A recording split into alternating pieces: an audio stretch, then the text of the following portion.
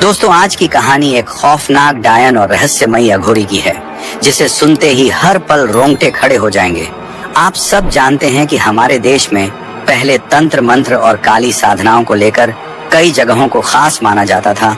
ऐसी ही एक जगह मानी जाती थी शिलांग के आसपास का इलाका, जहां कहा जाता था कि बड़ी बड़ी सिद्धियां और गुप्त शक्तियां हासिल की जाती थीं। देश भर के तांत्रिक और साधु वहां जाकर अपनी ताकत बढ़ाने की ख्वाहिश रखते थे। उसी क्षेत्र के एक सब्सक्राइबर ने अपने गांव की एक पुरानी डरावनी घटना हमारे साथ साझा की, जिसे उन्होंने अपने बुजुर्गों से सुना था। ये कहानी बहुत पुराने समय की बताई जाती है। हम आपको ये कहानी उसी रूप में सुना रहे हैं जैसे हमें बताई गई। इसकी सच्चाई का कोई प्रमाण हमारे पास नहीं है। जिसे यकीन करना हो वो करे, और जिसे नहीं करना हो वो अपनी सोच पर छोड़ दे। ये घटना उस दौर की है जब देश आधुनिक नहीं हुआ था और गांवों में पंचायत और मुखिया का राज चलता था। उस समय तंत्र मंत्र की बातें आम थीं। जंगलों में रहने वाले तांत्रिक, अघोरी और डायन अपने अपने अनुष्ठान किया करते थे। पैसे और शोहरत के लिए पाखंड परोसा जाता है। असली साधना आज भी पहाड़ों और घने जंगलों में गुप्त रूप से होती है। करीब 50 साल पहले उसी क्षेत्र में एक छोटा सा गांव था। गांव के लोग सीधे साधे थे। जंगल से वनोपज इकट्ठा करके और छोटे मोटे शिकार से अपना गुजर बसर करते थे। वे आपस में कभी लड़ते झगड़ते नहीं थे और सावित्रीपूर्ण जीवन जीते थे। और उस गांव में कभी किसी तरह का झगड़ा या बहसबाजी नहीं होती थी। न वहां बिजली थी और न ही आधुनिक जमाने की कोई सुविधा। शाम होते ही हर घर के सामने आग जलाई जाती, ताकि कोई जंगली जानवर रात के अंधेरे में झोपड़ी में घुस न जाए। कभी कभी मौसम अच्छा होने पर सारे गांव वाले बीच के खुले मैदान में इकट्ठा हो जाते, गोल घेरा बनाकर आग जलाते और देर रात तक नाच गाकर खुशी मनाते। इस प्यारे से गांव देवपुर के मुखिया थे हरिहर जी। करीब 45 साल के हरिहर जी मजबूत कद काठी और दबंग स्वभाव के थे। गांव की सुरक्षा की चिंता हमेशा उनके मन में रहती। पूरा गांव उनकी बात मानता और उनका बहुत सम्मान करता था। उनकी पत्नी गौरी और उनकी 2 बेटियां पायल और काव्या भी गांव वालों के साथ मिलजुल कर रहती थीं।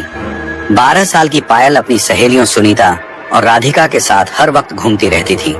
वहीं उसकी छोटी बहन 7 साल की काव्या को अपनी माँ के आसपास रहना ज्यादा पसंद था। बरसात का मौसम खत्म हो चुका था और हल्की ठंड शुरू हो गई थी।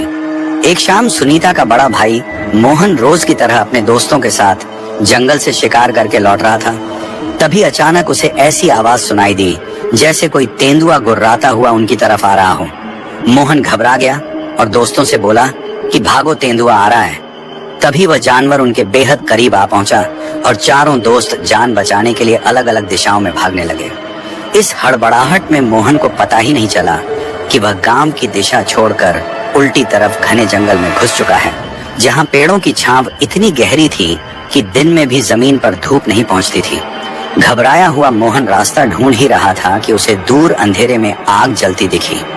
वह धीरे धीरे उसी ओर बढ़ा, लेकिन जैसे ही पास पहुंचा तो उसने देखा कि एक भयानक शक्ल वाली औरत आग के सामने बैठकर तंत्र क्रिया कर रही थी। ये देखकर मोहन के होश उड़ गए और वह उल्टे पांव भागते हुए किसी तरह गांव पहुंच गया।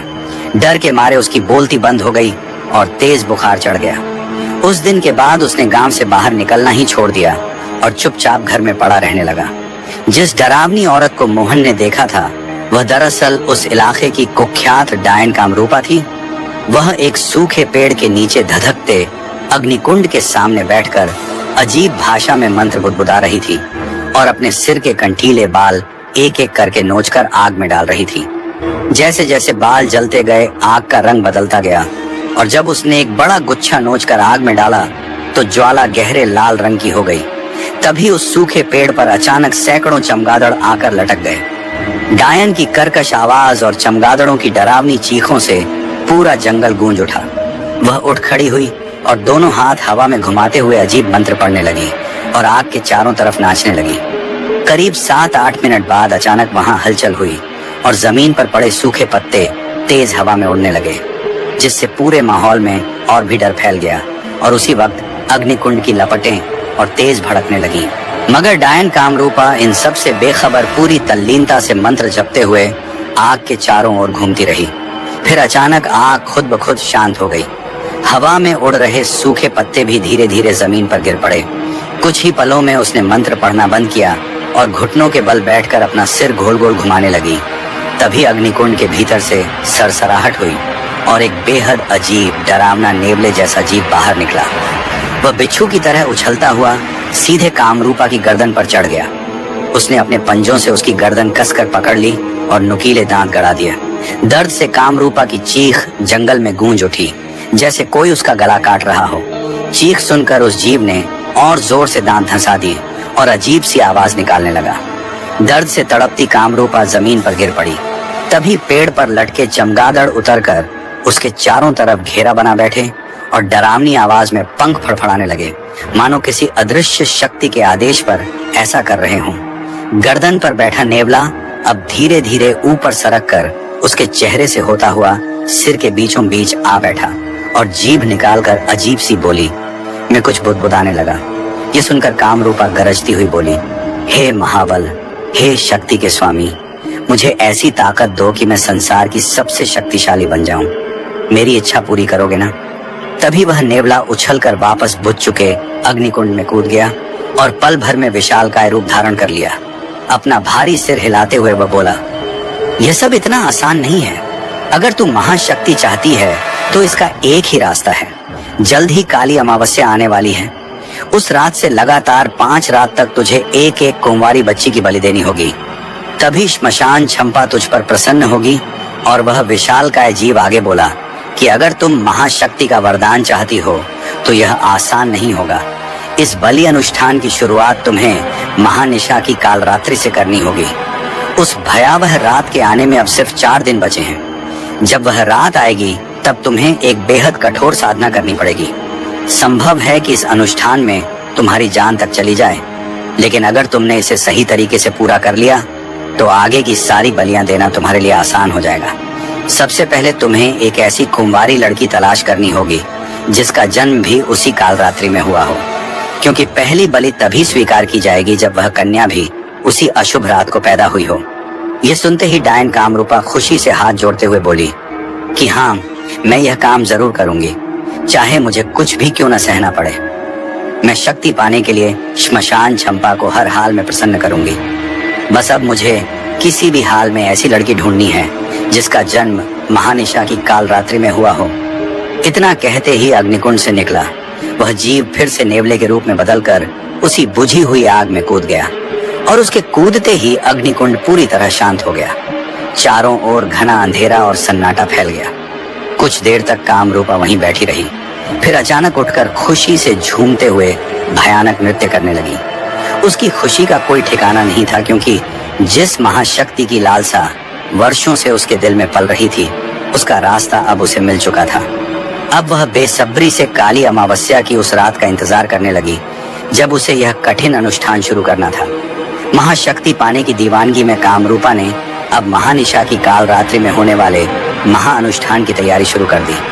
साधना में लगने वाली सभी सामग्रियां जुटाने के लिए उसने अपने पुराने सेवक विश्वराज को बुलाया। विश्वराज एक विशाल और डरावना बिच्छू था जो अलग अलग तांत्रिक सिद्ध पीठों पर जाकर वहां की गुप्त विधियों का पता लगाता और फिर सब जानकारी कामरूपा तक पहुंचाता था। इसी कालरात्रि वाले अनुष्ठान के बारे में भी उसी ने उसे बताया था। जैसे ही विश्वराज उसके सामने पहुंचा, उसने अपने पंजों से मिट्टी खुरचते हुए रेंग कर कामरूपा के पैरों तक पहुंच गया। कामरूपा ने झुककर उसे हाथ में उठाया और अपनी चौड़ी हथेली पर बैठाकर बोली कि तुमने पहले भी मेरे लिए कई काम किए हैं, लेकिन अब जो जिम्मेदारी तुम्हें निभानी है वो बेहद खास है, क्योंकि अगर यह काम सफल हो गया तो मैं पूरे इस अंधकारमय क्षेत्र की मालकिन बन जाऊंगी। तुमने ही मुझे महातंत्र निशा के उस महाअनुष्ठान के बारे में बताया था, मगर अब उसे पूरा करने के लिए मुझे प्राग्योतिषपुर के तंत्र पीठ में स्थित काल भैरव की प्रतिमा के गले में पड़ी सिद्ध माला चाहिए। उसी माला को धारण करके जब मैं साधना शुरू करूंगी तो दुनिया की कोई ताकत मुझे रोक नहीं पाएगी। कामिनी की बात सुनते ही विश्वराज ने भारी और खड़खड़ाती आवाज में कहा कि काल भैरव के गले से वह माला निकालकर यहाँ लाना बेहद कठिन काम है। उस मूर्ति के आसपास जो भी जाता है वहां से निकलने वाली अग्नि उसे जलाकर राख कर देती है। यह सुनते ही कामिनी गुस्से में चिल्ला उठी कि मुझे वह माला हर हाल में चाहिए। उसके बिना मैं अपना अनुष्ठान पूरा नहीं कर सकती। तब विश्वराज ने हर शब्द पर जोर देते हुए कहा कि अगर वह माला तुम्हारे लिए इतनी जरूरी है तो यह काम तुम भैरवदूत प्रेत को सौंप दो। वही एकमात्र है जो उस सिद्ध माला को तुम्हारे पास ला सकता है। कामिनी हैरानी से बोली, भैरवदूत प्रेत? लेकिन वह तो मेरा सबसे बड़ा दुश्मन है। दिन रात मेरी शक्तियों को नष्ट करने की चालें चलता रहता है, फिर वह मेरी मदद क्यों करेगा? इस पर विश्वराज ने अपना डंक ऊपर उठाते हुए कहा कि कभी कभी अपना काम निकालने के लिए दुश्मन से भी दोस्ती करनी पड़ती है। तुम तुरंत उसके पास जाओ और अपनी बातों से उसे यकीन दिलाओ कि अब तुम उससे दोस्ती करना चाहती हो। यह सुनकर कामिनी अपनी भैंस जैसी आंखें घुमाते हुए बोली कि तुम सही कह रहे हो। अगर वह भैरवदूत प्रेत मेरे काबू में आ गया तो मेरी ताकत दोगुनी हो जाएगी और फिर कोई भी मुझे हरा नहीं पाएगा। सुझाव देकर विश्वराज वहां से चला गया, लेकिन कामिनी गहरी उलझन में डूब गई।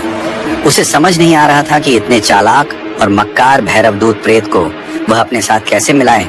आखिर काफी देर सोचने के बाद उसने अपने अनमोल खजाने में से एक दुर्लभ काला हीरा निकाला और उसे लेकर भैरवदूत प्रेत के इलाके की ओर निकल पड़ी।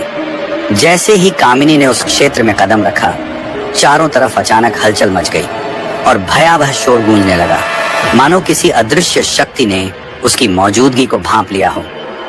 ऐसा शोर गूंज रहा था मानो सैकड़ों नहीं बल्कि हजारों भटकी हुई आत्माएं एक साथ तड़प तड़प कर चीख रही हों।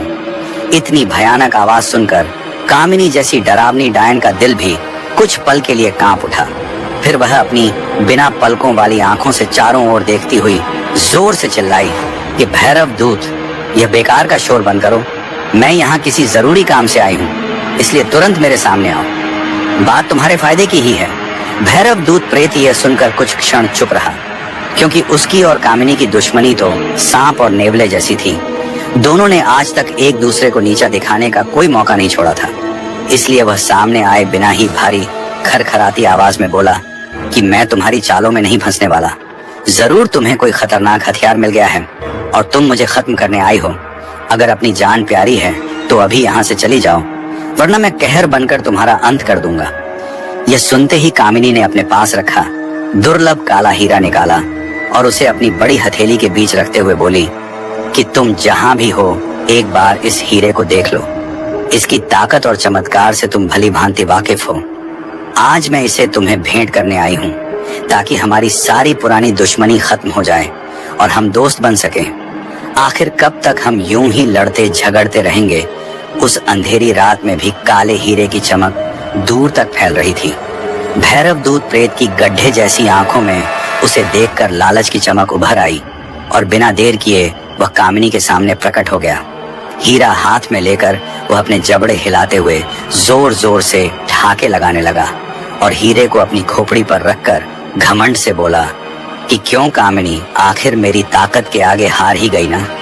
अब समझ आया कि मैं कितना खतरनाक हूँ। उसकी अहंकारी बातें सुनकर कामिनी का दिल ज्वालामुखी की तरह उबलने लगा, लेकिन अपने स्वार्थ के लिए उसने गुस्से को दबाया और बनावटी मुस्कान के साथ बोली कि यह बात मुझे तो बहुत पहले समझ आ गई थी भैरवदूत, लेकिन क्या तुम्हें मेरी बात समझ में आई? इस पर भैरवदूत रूखे स्वर में बोला कि किस बात की बात कर रही हो? साफ साफ बोलो, घुमा फिराकर बोलने से मेरा समय बर्बाद मत करो। तब कामिनी दिल के भीतर जलते क्रोध को दबाकर नरमी से बोली कि देखो भैरवदूत, हम दोनों ही कई सालों से इसी जंगल में रह रहे हैं। अब तक हम दोनों एक दूसरे से लड़ते झगड़ते रहे और इसी चक्कर में अपना सुकून और वक्त दोनों बर्बाद कर दिया। लेकिन अब बहुत हो चुका, हमें यह दुश्मनी खत्म करके दोस्ती कर लेनी चाहिए।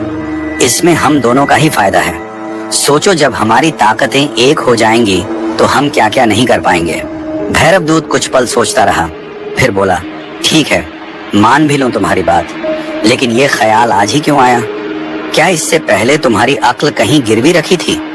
कामिनी तुरंत तिलमिला गई और बोली, देखो भैरवदूत, मैं यहाँ दोस्ती करने आई हूँ, लेकिन अगर तुम ऐसे ताने मारोगे तो मुझे दोस्ती नहीं करनी। मेरा हीरा वापस करो, मैं अभी चली जाती हूँ। हीरा लौटाने की बात सुनते ही भैरवदूत घबरा गया और जल्दी से बोला, अरे बुरा मत मानो, मैं तो बस यह जानना चाहता था कि इस हीरे के बदले मुझे भी कुछ मिलेगा या नहीं।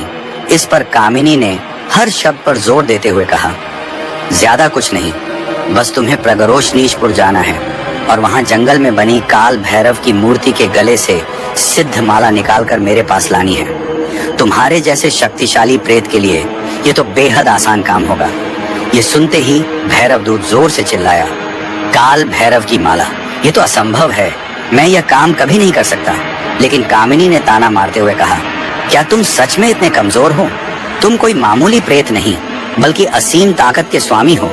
तुम्हारे लिए तो यह काम चुटकी बजाने जैसा होगा, या फिर तुम अंदर से डरपोक और कायर हो जो शुरू करने से पहले ही हार मान बैठे। भैरव दूत कुछ देर चुप रहा, फिर अपनी पसलियों पर उंगलियां फेरते हुए अजीब आवाज में बोला, कामिनी, मैं इतना बेवकूफ नहीं हूँ जितना तुम समझती हो। तुम्हारी बातों से साफ लग रहा है कि तुम किसी बड़े अनुष्ठान की तैयारी में हो। काल भैरव की मूर्ति के पास जाने से बड़े बड़े तांत्रिक और चुड़ैलें तक डरती हैं। फिर कामिनी उसके पास आकर बोली, लेकिन तुम तो प्रेत हो, तुम्हारे अंदर इतनी शक्ति है कि तुम वह माला ला सकते हो? भैरव दूत ने तीखे स्वर में कहा, अच्छा मान लो मैं किसी तरह माला ले भी आया तो बदले में मुझे क्या मिलेगा? सारी सिद्धियां तो तुम ले जाओगी। फिर मैं बिना मतलब इतना बड़ा खतरा क्यों उठाऊं? क्यों काल भैरव के क्रोध का शिकार बनूं? भैरव दूत के इन सवालों ने कामिनी को कुछ पल के लिए चुप करा दिया, क्योंकि उसने इस बारे में कभी सोचा ही नहीं था कि भैरव दूत ऐसे सवाल उठा सकता है। यह कामिनी ने कभी सोचा ही नहीं था। उसे तो पूरा यकीन था कि जैसे ही वह काला हीरा उसके हाथ पर रखेगी, वह खुशी से पागल होकर उसकी हर बात मान लेगा। लेकिन यहाँ तो भैरव दूत जरूरत से ज्यादा चालाक निकल गया था। फिर कामिनी ने खुद को संभालते हुए बड़े ही मीठे और दोस्ताना लहजे में कहा, भैरव दूत, क्या तुम इतनी सी बात नहीं समझ पा रहे कि जब हम दोनों दोस्त बन जाएंगे तो मेरी शक्तियां बढ़ने से तुम्हें भी सीधा फायदा होगा? यह सुनकर भैरव दूत गहरी सोच में पड़ गया। तभी कामिनी ने हर शब्द पर जोर देते हुए कहा, सोचो, अगर मुझे सिद्ध मिल गई तो पूरे इस काल क्षेत्र पर सिर्फ हम दोनों का ही राज होगा, सिर्फ हम दोनों यहाँ हुकूमत करेंगे। अब भैरव दूत ने अपनी खोपड़ी हिलाते हुए कहा, हाँ, अब समझ में आया। मैं तैयार हूँ प्रगरोशनीशपुर जाकर वह माला लाने के लिए। लेकिन याद रखना, माला मिलते ही तुम अपने वादे से मुकर मत जाना। जो भी शक्तियाँ तुम्हें मिलेंगी उसमें मेरा भी हक होगा। कहीं ऐसा न हो कि शक्तिशाली बनते ही तुम सबसे पहले मुझे ही खत्म करने की सोचने लगो। इस पर कामिनी ने अपने कंटीले बाल झटकते हुए कहा, अरे ऐसी बात कैसे सोच सकते हो? अगर मेरे मन में खोट होता तो क्या मैं तुम्हें इतना कीमती हीरा देती? मैं सच में तुमसे दोस्ती करना चाहती हूँ। भैरव दूत कुछ देर तक गौर से उसका चेहरा देखता रहा, फिर सिर हिलाकर बोला, ठीक है, एक मौका देता हूँ, 3-4 दिन में माला लाकर दे दूंगा। यह सुनते ही कामिनी चिल्ला उठी, नहीं, 3-4 दिन बाद नहीं, तुम्हें अभी इसी वक्त निकलना होगा। मुझे किसी भी हाल में परसों तक वह माला चाहिए। भैरव दूत ने दांत खड़खड़ाए और हैरानी से बोला, ऐसी क्या आफत आ पड़ी है? तुम उस माला के लिए ऐसे तड़प रही हो जैसे उसमें तुम्हारी जान बसी हो। क्या उसमें कोई खास राज छिपा है जो तुम मुझसे छिपा रही हो? कामिनी थोड़ा घबरा गई, फिर तुरंत संभल कर बोली, राज कैसा? काल भैरव की माला कितनी सिद्धिदायक होती है, ये तो तुम्हें भी अच्छी तरह पता है। लेकिन भैरव दूत मन ही मन बुदबुदाया, जरूर कोई बात है जो ये डायन मुझसे छिपा रही है। भैरव दूत मन ही मन सोचने लगा कि इस राज को वह जरूर जानकर रहेगा। आखिर उसके गुलाम प्रेत किस दिन काम आएंगे। डायन कामिनी को उसी रात प्रगरोशनीशपुर जाने का भरोसा देकर वह वहां से निकल पड़ा और पूरी तेजी से अपनी मंजिल की ओर बढ़ने लगा। जैसे ही वह घने जंगलों के बीच बने उस सिद्ध तांत्रिक पीठ की सीमा में दाखिल हुआ, उसे जोर का बिजली जैसा झटका लगा और वह दर्द से चीख पड़ा। इधर उधर नजर दौड़ाने पर उसकी आंखों के सामने एक चमकती हुई रेखा दिखी जो उस स्थान की सुरक्षा के लिए खींची गई थी। भैरवदूत उस रेखा के पास रुक गया और कुछ पल सोचने के बाद जैसे ही छलांग लगाकर उसे पार करना चाहा, वैसे ही तेज झटके से दूर जाकर जमीन पर गिर पड़ा। उसे ऐसा महसूस हुआ जैसे किसी अदृश्य शक्ति ने पूरी ताकत से पीछे धकेल दिया हो। वह कराहता हुआ किसी तरह उठने की कोशिश कर ही रहा था कि तभी पास के पेड़ से एक विशाल गिद्ध जैसा भयानक जीव पंख फड़फड़ाता हुआ नीचे उतरा और बिजली की तेजी से भैरवदूत पर झपट पड़ा। भैरवदूत कुछ समझ पाता उससे पहले ही उस गिद्ध ने अपने नुकीले पंजों और तेज चोंच से उस पर हमला कर दिया। उस गिद्ध के वार इतने खतरनाक थे कि हड्डियों से बने भैरवदूत के शरीर से भी दर्द भरी कराह निकल पड़ी। भैरवदूत ने दोनों हाथों से उसे हटाने की कोशिश की, लेकिन वह गिद्ध और कसकर उससे चिपट गया। भैरव दूत की चीखें सुनकर आसपास के पेड़ों पर बैठे उल्लू और चमगादड़ चौंक पड़े और वे भी उड़कर उस पर टूट पड़े। देखते ही देखते सबने मिलकर भैरव दूत को जकड़ लिया। तभी वह विशाल गिद्ध भैरव दूत की खोपड़ी को अपने पंजों में दबाकर उसे हवा में उठा ले गया। भैरव दूत जोर जोर से चिल्लाता हुआ खुद को छुड़ाने की कोशिश करता रहा। उसके पीछे पीछे कई उल्लू और चमगादड़ अजीब आवाजें निकालते हुए उड़ने लगे, मानो कोई शिकार उनसे छीनकर भाग रहा हो। कुछ ही देर में प्रगरोश नीशपुर का वह शांत इलाका भीषण कोलाहल से गूंज उठा। हर तरफ ऐसा शोर फैल गया जैसे कई दिनों के भूखे पक्षियों को अचानक भरपूर भोजन मिल गया हो। और उस अफरा तफरी के बीच वह विशाल गिद्ध भैरव दूत की खोपड़ी दबाए आसमान में उड़ता चला जा रहा था। और उस विशाल गिद्ध के पीछे कई दर्जन उल्लू और चमगादड़ भी चीखते चिल्लाते उड़ते चले जा रहे थे। भैरव दूत प्रेत, जिसने अब तक न जाने कितने मासूमों को तड़पा तड़पा कर बेरहमी से मौत के घाट उतारा था, आज जब खुद उसकी जान पर बनी तो उसके होश उड़ गए और वह मन ही मन डायन कामिनी को कोसने लगा, जिसने उसे बहकाकर इस भयानक इलाके में भेज दिया था। उधर कामिनी खुशी खुशी महाअनुष्ठान की सारी तैयारियां करने में जुट गई। उसे पूरा भरोसा था कि भैरव दूत जल्द ही काल भैरव के गले की वह सिद्ध माला लेकर लौट आएगा, जिसे पहनकर वह बिना किसी बाधा के अपना अनुष्ठान पूरा कर लेगी। लेकिन इस अनुष्ठान के लिए जिस कम उम्र की लड़की की जरूरत थी, वह उसे कहाँ मिलेगी, इसका उसे कोई अंदाजा नहीं था। इसीलिए उसने अपने काल दूतों को आसपास के हर इलाके में ऐसी लड़की की तलाश के लिए भेज दिया जिसका जन्म काल रात्रि में हुआ हो। मगर कुछ ही घंटों बाद सारे काल दूत सिर झुकाए मायूस लौट आए। किसी को भी वैसी लड़की नहीं मिली। यह देखकर कामिनी का गुस्सा फूट पड़ा और वह बिजली की तरह चीख उठी कि तुम सब खाली हाथ कैसे लौट आए? क्या तुम में से कोई एक भी ऐसी लड़की नहीं ढूंढ पाया जो काल रात्रि में पैदा हुई हो? इतना भी नालायकपन की एक लड़की तक नहीं खोज सके। तभी उसका खास काल दूत तमोराज अपने पंजे फड़फड़ाते हुए बोला कि कम उम्र की लड़कियां तो बहुत मिल जाएंगी, लेकिन ऐसी लड़की जिसका जन्म उसी खास मुहूर्त में हुआ हो, मिलना आसान नहीं है। हमने पास पड़ोस ही नहीं बल्कि दूर दराज तक छान मारा, लेकिन कोई भी ऐसी लड़की नहीं मिली जो आपके अनुष्ठान के काम आ सके। यह सुनकर कामिनी झल्ला उठी और बोली कि ऐसा लगता है तुम सब अब मेरे किसी काम के नहीं रहे। जल्द ही मुझे नए काल दूत ढूंढने पड़ेंगे जो मेरा हर हुक्म बिना सवाल पूरा करें। यह सुनते ही तमोराज तिलमिला उठा और बोला कि हम पर उंगली मत उठाओ कामिनी। सच कहूं तो मुझे पहले से ही एक ऐसी लड़की के बारे में पता है जो तुम्हारे इस महात निशा के अनुष्ठान के लिए हर तरह से योग्य है।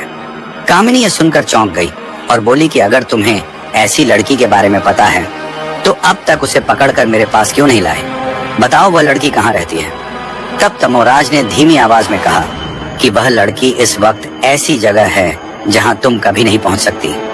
यह सुनते ही कामिनी को झटका लगा और वह बोली, कहीं तुम देवपुरा गांव की तो बात नहीं कर रहे, जहाँ मुखिया के दादा ने अपनी सिद्ध शक्तियों से पूरे गांव के चारों ओर सुरक्षा रेखा खींच रखी है। तमोराज ने हामी भरी तो कामिनी गुस्से से आग बबूला हो उठी और चिल्लाई कि अभी इसी वक्त वहां जाओ और उस गांव में घुसने का कोई तरीका ढूंढो। मुझे वह लड़की जल्द से जल्द अपने सामने चाहिए। तमोराज दबे स्वर में बोला, यही तो मुश्किल है। जैसे ही मैं उस गांव की सीमा पार करने की कोशिश करता हूँ, मेरे पैर जमीन से चिपक जाते हैं। गांव के चारों तरफ कोई शक्तिशाली तंत्र रेखा खींची गई है। कामिनी कुछ पल सोचती रही, फिर सख्त लहजे में बोली कि मुझे किसी भी हालत में वह लड़की चाहिए। भैरव दूत कल तक सिद्ध माला लेकर आ जाएगा और तब तक मुझे उस लड़की को अपने कब्जे में लेना ही होगा। तुम सब कान खोलकर सुन लो, अगर कल तक वह लड़की मेरे पास नहीं आई तो तुम सबको भयानक अंजाम भुगतना पड़ेगा। ये चेतावनी सुनकर सारे कालदूत घबरा गए और जंगल के हर कोने में कम उम्र लड़की की तलाश में दौड़ पड़े। उधर कामिनी बेसब्री से भैरव दूत के लौटने का इंतजार कर रही थी, लेकिन उधर प्रगरोश नीशपुर की सीमा में कदम रखते ही भैरव दूत एक भयानक संकट में फंस चुका था। उसकी खोपड़ी को अपने विशाल मुंह में दबाए एक डरावना महाकाय गिद्ध तेजी से घने जंगल की ओर उड़ता जा रहा था। उसके पीछे कई दर्जन चमगादड़ और उल्लू भी खौफनाक आवाजें निकालते हुए उड़ रहे थे। भैरव दूत को जिंदगी में पहली बार इतना डर महसूस हो रहा था। उसे लग रहा था कि किसी भी पल यह सब मिलकर उसकी एक एक हड्डी तोड़कर खा जाएंगे। वह पूरी ताकत से चिल्लाते हुए खुद को छुड़ाने की कोशिश कर रहा था, लेकिन गिद्ध की पकड़ इतनी मजबूत थी कि उसकी एक भी चाल काम नहीं आ रही थी। कुछ ही देर में वह गिद्ध जंगल के उस हिस्से में पहुंच गया जहां दिन में भी सूरज की किरणें नहीं पहुंचती थी और हर वक्त घोर अंधेरा छाया रहता था और पूरे उस इलाके में अजीब सी सीलन फैली हुई थी। ऐसा लग रहा था मानो वहां ठोस जमीन नाम की कोई चीज ही नहीं, बल्कि चारों तरफ सिर्फ दलदल ही दलदल था, जिसमें न जाने कितने खतरनाक और विचित्र जीव रेंगते फिरते रहते थे।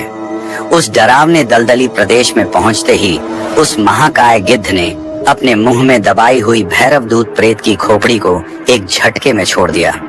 भैरवदूत तेज रफ्तार से नीचे की ओर गिरने लगा।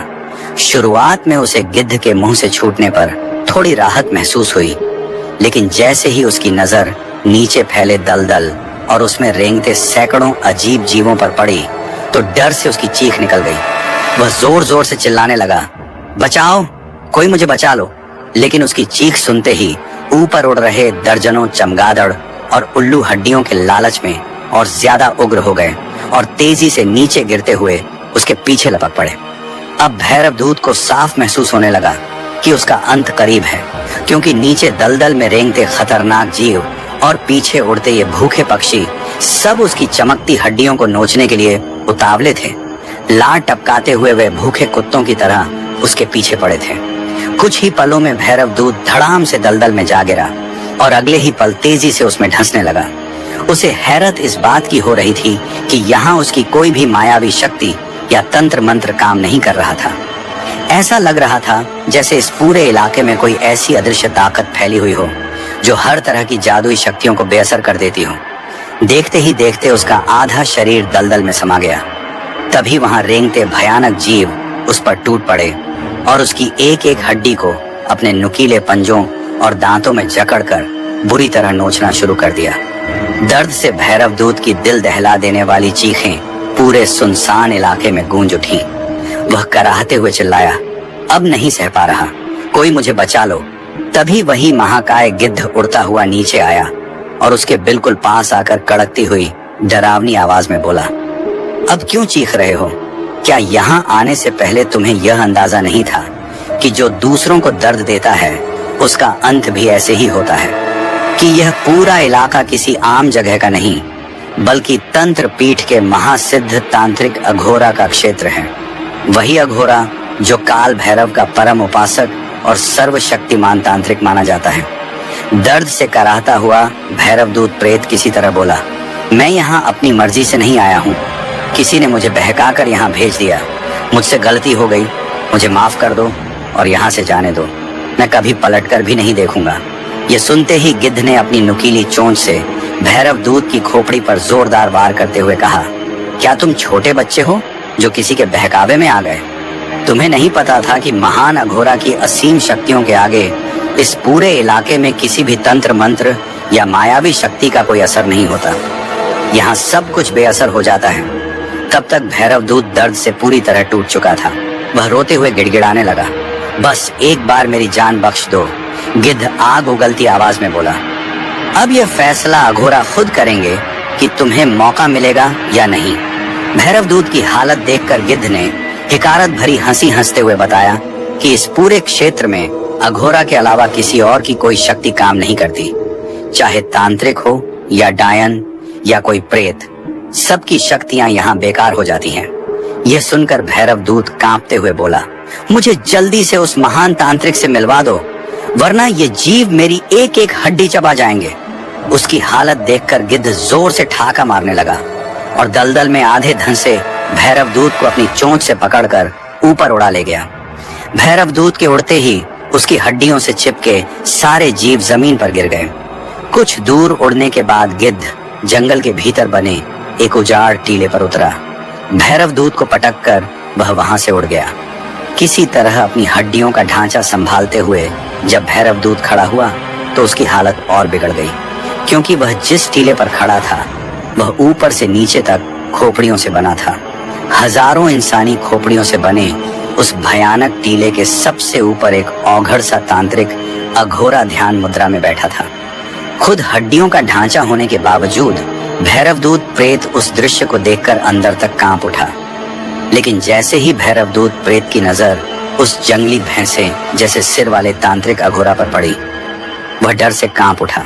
उस भयानक अघोरा का शरीर किसी गैंडे जैसा भारी भरकम था और उसके पूरे शरीर पर जहरीले बिच्छू और रंग बदलते गिरगिट चिपके हुए थे। उसकी नाक के ऊपर एक विशाल विषैला केकड़ा पंजे फड़फड़ाता बैठा था, मानो किसी भी पल हमला कर देगा। यह खौफनाक दृश्य देखकर भैरवदूत थरथराता हुआ हाथ जोड़कर गिड़गिड़ाया कि महान अघोरा, मैं अनजाने में यहाँ आ गया हूँ। मेरी जान बख्श दो और मुझे सुरक्षित जाने दो। मैं वादा करता हूँ कि दोबारा इस इलाके में कदम नहीं रखूंगा। लेकिन उसकी विनती का अघोरा पर उल्टा असर हुआ। जैसे ही अघोरा ने अपने मोटे होंठ खोले, उसकी नाक पर बैठा केकड़ा और कसकर चिपक गया। अघोरा भारी आवाज में बोला, मूर्ख प्रेत, तूने बिना इजाजत मेरे क्षेत्र में कदम रखा, यहाँ आकर अपनी प्रेत लीला दिखाने की कोशिश की और अब झूठी दया की भीख मांगकर मेरा समय बर्बाद कर रहा है।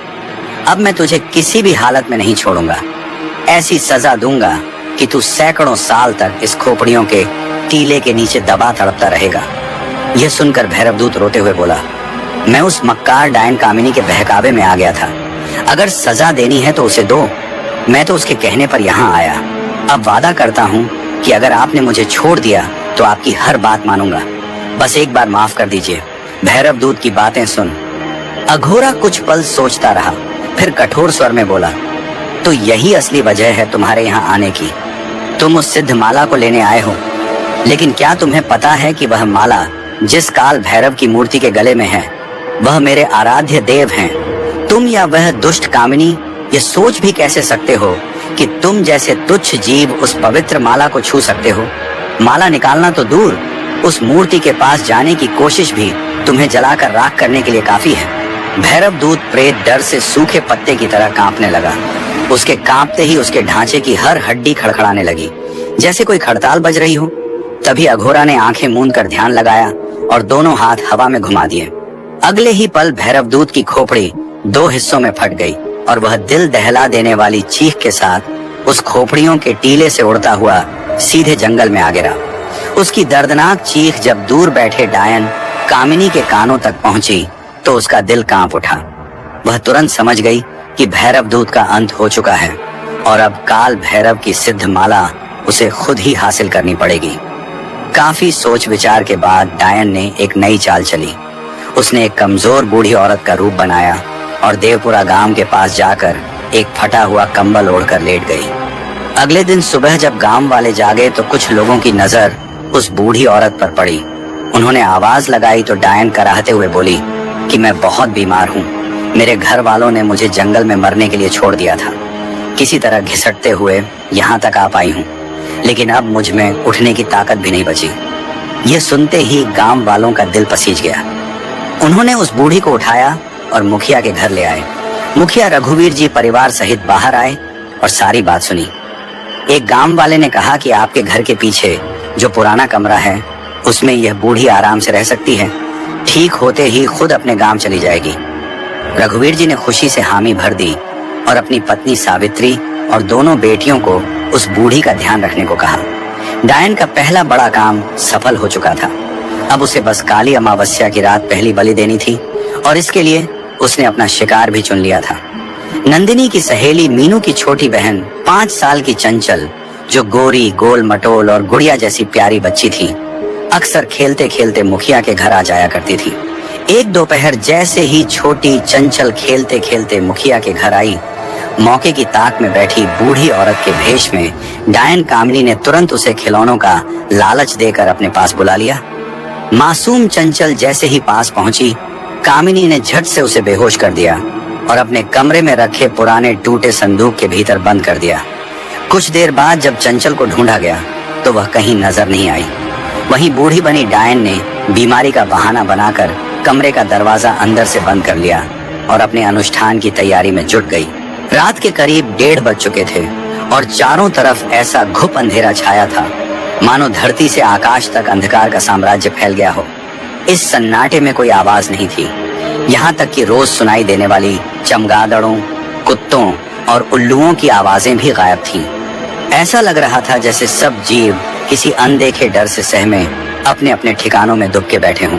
इसी डरावनी खामोशी में डायन ने संदूक से चंचल को बाहर निकाला। उसके पूरे शरीर पर लाल गुलाल पोत दिया और एक ही झटके में उसके लंबे बाल काट डाले। फिर बड़ी बेरहमी से उसकी गर्दन पर तेज धारदार छुरी चला दी। टपकते खून को पहले पास रखी तांत्रिक लकड़ी की मूर्ति पर चढ़ाया और फिर खुद पीने लगी। बेचारी चंचल बेहोशी में ही तड़पती रही और अपनी जान गंवा बैठी। सारा खून पी लेने के बाद डायन ने काले जादू से उसकी लाश को काले कपड़े की पोटली में बांधा और आराम से सो गई। अगले दिन जब वह उठी तो खुद को बेहद तरोताजा महसूस कर रही थी। उधर पूरे देवपुरा गांव में मातम छा गया। किसी ने कुछ नहीं खाया। सब मासूम चंचल की याद में बिलख रहे थे। मुखिया रघुवीर जी तो अंदर से टूट चुके थे कि उनके रहते गांव की एक बच्ची अचानक गायब कैसे हो गई। लेकिन डायन की हिम्मत और बढ़ गई। उसे आज रात दूसरी बलि देनी थी। गांव के लोग चंचल की तलाश में इधर उधर भटक रहे थे। इसी दौरान कामिनी ने अपनी एक लकड़ी की जादुई चिड़िया निकाली और उसे हाथ पर बैठाकर मीठी आवाज में बातें करने लगी। तभी खेलते हुए 3 साल की नन्ही रोशनी वहां आ पहुंची। उसे देखते ही डायन की आंखों में चमक आ गई और वह चिड़िया उसकी तरफ बढ़ाते हुए बोली, क्या तुम इसे लोगी? मासूम रोशनी ने खुशी से चिड़िया हाथ में ली और जैसे ही चिड़िया को छुआ वह वहीं बेहोश होकर गिर पड़ी और डायन रोशनी को तुरंत उठाकर अपने कमरे में ले आई। उसी वक्त रोशनी का 7 साल का भाई मोहित उसे घर वापस ले जाने के लिए बाहर निकला तो उसने देखा कि रोशनी वहां कहीं नजर ही नहीं आ रही। घबराकर वह दौड़ता हुआ घर गया और अपनी माँ को बुला लाया।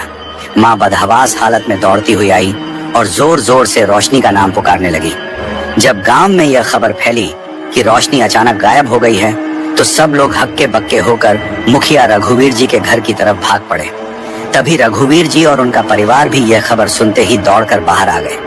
रोशनी की माँ जमीन पर बैठकर रो रो कर बिलखने लगी, जिसे देखकर रघुवीर जी की पत्नी सावित्री की आंखों से भी आंसू बहने लगे। वह रोती हुई रघुवीर जी से बोली कि अब तो कुछ बड़ा कदम उठाना ही पड़ेगा। एक के बाद एक हमारी बच्चियां गायब हो रही हैं। अगर आज कुछ नहीं किया तो कल किसी और की बेटी उठ जाएगी। रघुवीर जी गुस्से में भरकर बोले कि आज ही मैं अपने आदमी को भेजकर पास के जंगल में तपस्या कर रहे अघोरी आत्मानंद को गांव बुलवाऊंगा। वे बहुत बड़े सिद्ध तपस्वी हैं और हर समस्या का समाधान कर सकते हैं। फिर थोड़ी देर रुककर बोले, लेकिन एक दिक्कत है। अघोरी जी कभी किसी गांव में कदम नहीं रखते। इस पर सावित्री रोते हुए बोली, आप उन्हें हमारी बच्चियों का वास्ता दीजिए, वे जरूर आ जाएंगे। तभी चंचल के पिता भी बोले, मैं खुद जाऊंगा अघोरी जी के पास। अब इस गांव की कोई बेटी नहीं खोनी चाहिए। किसी भी हालत में मैं उन्हें यहाँ लेकर आऊंगा। उधर रोशनी की माँ रो रो कर बेहाल हो रही थी, जिसे किसी तरह सावित्री संभाल कर उसके घर ले गई और समझा बुझाकर वापस अपने घर लौट आई। जैसे ही सावित्री घर पहुंची, उसकी छोटी बेटी बोली, माँ देखो, आंगन में एक टूटी हुई छोटी चूड़ी पड़ी है। सावित्री हैरान होकर भागी तो सच में वहां काले रंग की टूटी हुई चूड़ी पड़ी थी। वही चूड़ी जो दुष्ट डायन द्वारा बेहोश रोशनी को उठाते वक्त उसके हाथ से टूटकर गिर गई थी। ये देखकर सावित्री के मन में पहली बार गहरा शक पैदा हुआ और सावित्री ने पीछे वाले कमरे के दरवाजे पर जोर जोर से खटखटाते हुए कहा, अम्मा जरा दरवाजा खोलो।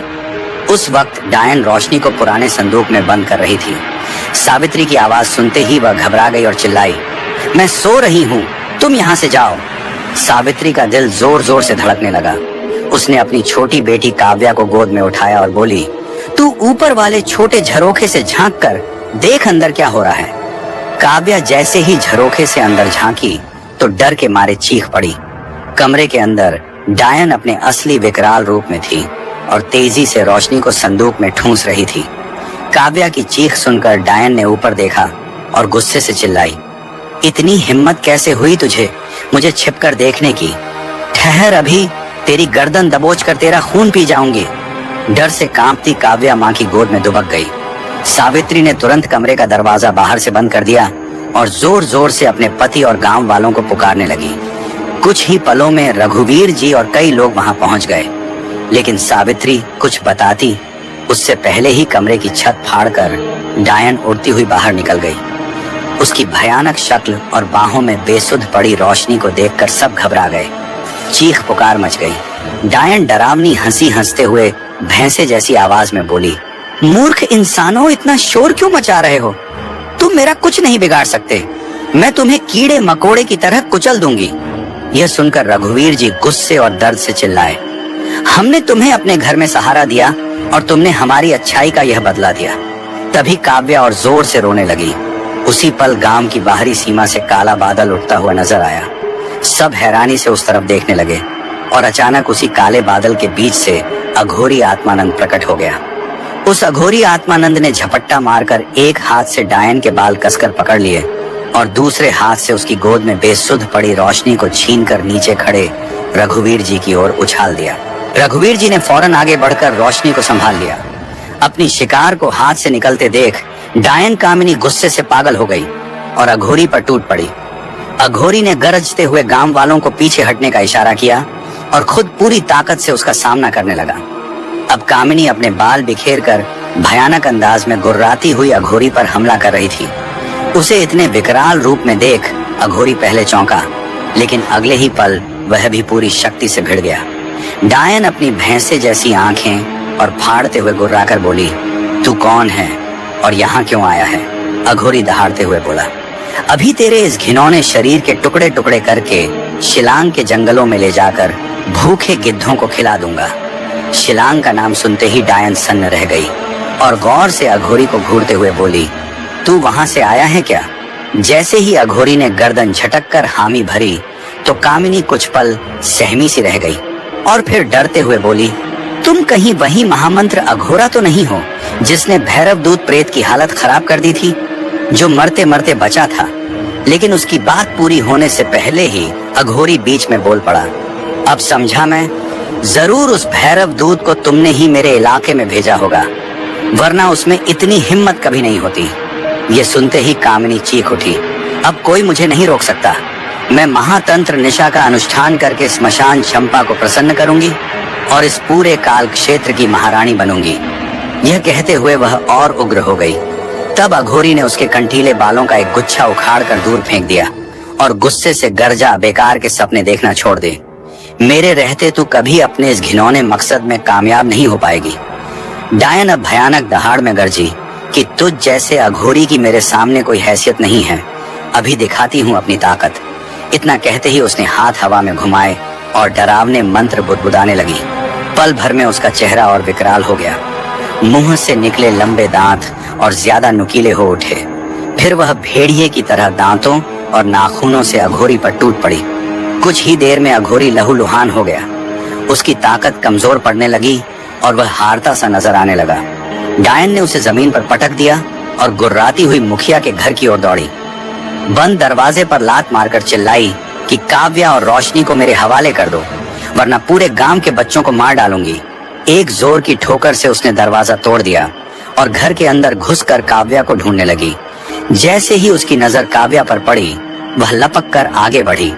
तभी जमीन पर घायल पड़ा अघोरी अपनी बची खुची ताकत समेटकर अपने आराध्य काल भैरव को याद करते हुए घायल शेर की तरह उछला और डायन के संभलने से पहले ही अपनी तेज धारदार छुरी से एक ही वार में उसकी गर्दन धड़ से अलग कर दी और कटा सिर उठाकर हवा में उछल गया। बिना सिर का धड़ कुछ देर तक जमीन पर तड़पता रहा, फिर शांत हो गया। उसके निर्जीव शरीर से कीड़े मकोड़े निकलकर इधर उधर भागने लगे। पूरे गांव में दहशत फैल गई। थोड़ी ही देर में डायन का सिर कटा शरीर धूं धूं कर जलने लगा और चंद पलों में राख बन गया। कुछ देर बाद अघोरी वापस आया और गांव वालों से बोला कि अच्छा हुआ मैं समय पर यहाँ पहुँच गया, क्योंकि मुझे आभास हो गया था कि इस गांव पर किसी बुरी शक्ति की नजर पड़ चुकी है। ये डायन किसी भयानक मंसूबे की तैयारी में थी। अगर यह अपने इरादे में सफल हो जाती तो दुनिया में तबाही मच जाती, क्योंकि यह नन्ही बच्चियों की बलि देकर मेरे इष्ट देव काल भैरव के गले में पड़ी सिद्ध माला हासिल करना चाहती थी। रघुवीर जी अपने पूरे परिवार के साथ अघोरी आत्मानंद के चरणों में गिर पड़े। गांव वालों ने भी हाथ जोड़कर उनका धन्यवाद किया और विनती की कि वे हमेशा ऐसे ही गांव की रक्षा करते रहें। तब अघोरी ने अपने गले से रुद्राक्ष की माला उतारी, उसे हवा में घुमाते हुए कुछ मंत्र पढ़े और फिर माला वापस पहनकर गंभीर स्वर में बोले कि अब इस गांव के किसी भी व्यक्ति को कोई काली शक्ति छू भी नहीं सकेगी और ना ही कोई दुष्ट आत्मा यहाँ प्रवेश कर पाएगी। अगर कोई बुरी शक्ति आने की कोशिश करेगी तो वहीं जलकर भस्म हो जाएगी। ये सुनकर सभी गांव वाले भावुक हो गए और बार बार अघोरी को धन्यवाद देने लगे। मगर चंचल की माँ बेचारी फूट फूट कर रो रही थी और मन ही मन सोच रही थी कि काश अघोरी थोड़ा पहले आ जाते तो आज उसकी बच्ची जिंदा होती। उधर अघोरी वापस अपने ठिकाने पर लौट आया और अपनी जगह पर आसन जमा कर ध्यान में बैठ गया। कुछ ही दूरी पर उसका प्रिय गिद्ध अपने नुकीले पंजों में डायन का कटा सिर दबाए उस पर अपनी चोंच मार रहा था। अघोरी ने हल्की मुस्कान के साथ गिद्ध की ओर देखा और फिर अपने इष्टदेव की मूर्ति के सामने आंखें मूंद कर तपस्या में लीन हो गया। तो साथियों, यह थी डायन और अघोरी की वह भयानक और खौफनाक कहानी, जिसे सुनकर आप समझ ही गए होंगे कि असली तंत्र विद्या क्या होती है।